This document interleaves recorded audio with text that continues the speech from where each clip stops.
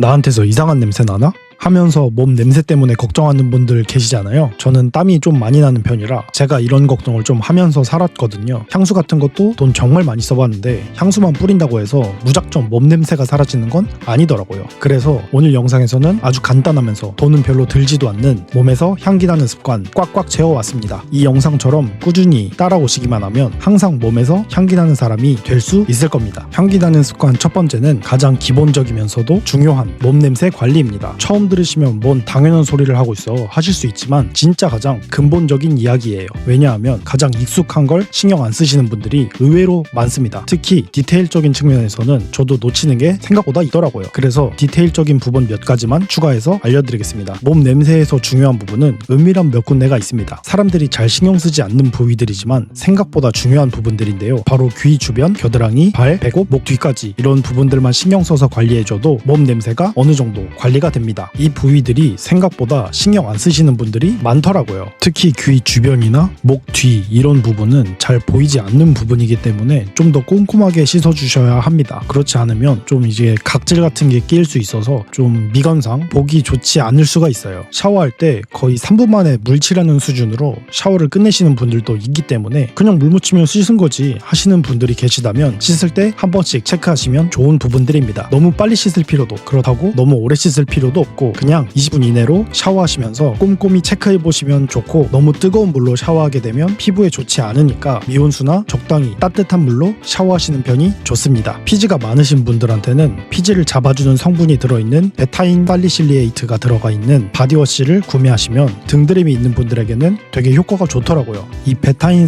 살리실리에이트는 기름에 녹는 성질을 띠고 있어서 기름 뭉치인 피지를 뚫고 모공 깊숙이 들어가서 피지들이나 각질들을 용해시켜서 밖으로 배출시키는 원리라서 등드름 같은 자국들을 지워줄 수 있다고 합니다. 저는 땀이 많다 보니까 이 성분이 들어간 바디워시를 쓰고 나서 등드림이 확실히 많이 줄었고 등에 그런 피지 자국들이 있었는데 많이 사라지긴 했더라고요. 그래서 피지가 많아서 등드름이 많으신 분들에게 강추드립니다. 이거 외에도 유칼립투스나 티트리 성분이 들어간 바디워시는 일반 바디워시보다 채취를 좀 더 효과적으로 잡아준다고 해요. 티트리는 터피놀 혹은 터피네올이라는 화합물이 박테리아 세포막을 직접 파괴해서 원인균을 죽이고 피부 표면에 유해균과 곰팡이를 억제하는 역할을 하고 유칼립투스는 유칼립톨이라는 화합물이 향균 작용과 더불어 특유의 청량한 향으로 악취를 중화시켜주는 역할을 한다고 합니다. 저는 이런 기능성 바디워시들을 섞어서 쓰기는 하는데 그냥 하루는 베타인, 하루는 티트리 이렇게 번갈아가면서 쓰기도 해요. 두 번씩 다 쓰면 좀 과하다고 생각이 들어서 이렇게 번갈아가면서 쓰고 있습니다. 그리고 저는 땀이 많다 보니까 발에도 신경을 많이 쓰는 편인데요. 발에 무좀이나 습진이 있는 분들은 피부과에 방문하셔서 꼭 치료받으시는 걸 추천드려요. 무좀은 전염성이기도 하고 냄새의 원인이 되기도 하고 습진 같은 경우에는 발이 가려워서 긁으면 염증이 더 커질 수 있기 때문에 가서 치료를 받고 관리를 해주셔야 하는 부위이기도 합니다. 저는 발 샴푸를 쓰기도 하고 세정력이 좋은 폼 클렌저로 발을 씻기도 해요. 그리고 이건 제가 어렸을 때부터 많이 하던 건데 세숫대야에 물 뜨끈하게 받아놓고 발을 담그고 멍 때리는 걸 좋아하는데요. 이렇게 하면 기분이 좋거든요. 여러분도 한번 시간 날 때 스트레스 받을 때 해보시면 스트레스가 좀 가라앉기도 하고 명상하는 기분이 듭니다. 이렇게 샤워가 끝난 다음에는 습기 없이 물기를 제대로 닦을 수 있게 신경을 써주셔야 합니다. 몸에서 습한 부위가 남아있게 되면 세균 번식으로 인해서 안 좋은 냄새를 유발하는 원인이 되기도 합니다. 저처럼 땀이 많으신 분들은 약국에서 다한증 치료제로 드리클로를 구매하셔서 땀이 많은 부위, 겨드랑이나 손, 발 등 여러 부위에 바르시면 땀이 나는 걸 방지해주기도 합니다. 대신에 물기 없는 상태에서 발라야 하기 때문에 시간이 좀 들어서 저녁 시간대에 사용하시는 걸 추천드리고 아무래도 의약품이기 때문에 약사분과 이야기해보셔서 사용 방법과 권장량을 상담받고 사용해보시는 걸 추천드려요. 이런 게 사용하기 귀찮다 하시는 분들은 깔끔하게 데오더란트 사용하시면 됩니다. 사실 제가 그러고 있어요. 뭐 이런 식으로 몸 냄새에 신경 쓰면 안 좋은 냄새를 나지 않도록 관리하실 수 있습니다. 다음은 머리 냄새 관리입니다. 저는 땀이 많이 나다 보니까 아침 저녁으로 모두 머리를 감는 습관이 있는데요. 아주 어렸을 때는 아침에 머리를 안 감고 가지고 다니다가 초등학생 때 주변 여자애들에게 놀림감이 됐던 안 좋은 기억들이 있어서 그때 이후로 아침 저녁으로 머리를 감는 습관이 생겼던 것 같아요. 아주 슬픈 습관이지만 지금은 이렇게 하지 않으면 찝찝할 정도입니다. 샴푸를 할 때는 두피 위주로 꼼꼼히 마사지 하듯이 감아야 두피 모공 속 피지들도 빼내면서 깨끗하게 씻어낼 수 있습니다. 샴푸 종류는 설페이트 계열의 계면활성제가 없는 순한 샴푸를 쓰는 게 두피 건강과 냄새 관리 차원에서 좋다고 하더라고요. 계면활성제는 사실 두피 속 피지나 기름 성분을 녹여서 빼주는 역할을 하는 성분을 이야기하는데요. 그럼 이 성분이 있어야 하는 거 아니냐라고 하실 텐데, 이 계면활성제는 세정력이 지나치게 강해서 두피를 보호해야 할 최소한의 필수 유분과 수분까지 몽땅 씻어내버립니다. 그래서 이런 계면활성제 성분이 들어있지 않는 샴푸를 쓰시는 걸 추천한다고 합니다. 여기에 향을 좀 더 신경 쓰시는 분들은 머리를 감고 나서 헤어 미스트 같은 걸로 뿌려주면서 머리의 향을 관리해 주시는 분들도 있다고 합니다. 다음은 입냄새 관리인데요. 저는 직장인이다 보니까 사람들이랑 가까이에서 이야기를 해야 하는 상황이 많은데요. 이럴 때 입냄새 관리는 특히 좀 신경이 쓰이더라고요. 그래서 이를 못 닦았을 때는 자신감이 떨어져서 입을 좀 다물고 말이 없어지는 경향이 있었어요. 저 같은 분들을 위해 말씀드리자면 식후 양치와 가글 같은 거를 기본적으로 사용하시는 분들이 있을 거라고 생각이 드는데요. 여기에서 가글을 고르실 때는 알코올 함량이 높은 가글은 입을 건조하게 만들어서 금방 다시 냄새가 난다고 하더라고요. 그래서 알코올이 적은 순한 가글이 입냄새 관리에 지속력이 좋다고 합니다. 여기에 디테일한 것까지 챙기시는 분들은 치실을 사용하시면 좋고, 저는 구강 스프레이를 가지고 다니기도 합니다. 그리고 1년에 한두 번 스케일링은 필수라면 좋고, 구강 유산균을 저녁 식후 4시간이 지난 뒤에 자기 전에 복용하면 입냄새 개선에 효과가 좋다고 합니다. 마지막으로는 공간 냄새 관리입니다. 내가 머무는 공간이 내 향을 결정한다 라는 말이 있을 정도로 공간의 향은 정말 중요한데요. 그러기 위해서는 집안 자체의 향기를 신경 써야 합니다. 가장 기본적으로 중요한 건 집안 환기와 옷 세탁으로 집안의 안 좋은 공기는 빼내고 좋은 향은 머물 수 있도록 순환시켜주는 것이 중요합니다. 매일 아침 10분 정도는 환기를 잘 해주고, 자고 일어난 자리에는 탈취제로 냄새를 제거해주는 것이 좋습니다. 빨래를 할 때는 탄산소다를 이용해서 옷에 찌든 냄새를 효과적으로 제거할 수 있고, 빨래가 끝난 후에는 세탁기 안에 오래 두지 말고 빠르게 건조시키는 것이 냄새 방지의 핵심이 됩니다. 건조기를 사용하시는 분들은 드라이어 시트를 같이 사용하시면 향이 은은하게 배어들어 지속이 됩니다. 그리고 옷장과 집안 곳곳에는 제습제를 두어서 습기와 냄새를 동시에 잡을 수 있고, 3개월에 한 번씩 통을 확인했을 때 물이 가득 차 있다면 교체해 주시면 됩니다. 또 옷걸이 옷장에는 행잉 타입 제습제를 사용하면 옷의 냄새 관리에도 유용하게 쓰실 수 있습니다. 그리고 방 안에는 전 특히 문 앞이나 현관 쪽에 디퓨저를 둬서 방 안과 거실의 향기를 좋게 유지하려고 쓰고 있어요. 나무나 돌에 오일을 뿌리는 방식도 있고 스틱 디퓨저를 이용하는 방식이 있는데, 저는 사실 둘 다 쓰고 있긴 합니다. 취향에 따라 다를 수 있는데요. 오일 디퓨저는 스틱 디퓨저에 비해 쏟을 일이 없어서 안정성이 좋고, 스틱 디퓨저는 아무래도 꽂아놓고 계속 쓰고 있기 때문에 발향력이 좀 더 좋습니다. 취향에 따라서 선택하시면 됩니다. 오늘은 이렇게 향기 나는 습관 3가지 아닌 3가지 정도를 알아보았는데요. 처음부터 모든 향기 나는 습관을 신경 쓸 수는 없습니다. 하나씩 할 수 있는 것부터 해결해 나가면서 나 자신을 향기 나는 사람들로 바꾸면서 나의 매력을 가꾸어 나가시면 매력적인 솔로가 되실 수 있습니다. 저는 그럼 다음 영상도 향기로운 영상으로 찾아뵙겠습니다. 좋은 하루 보내세요.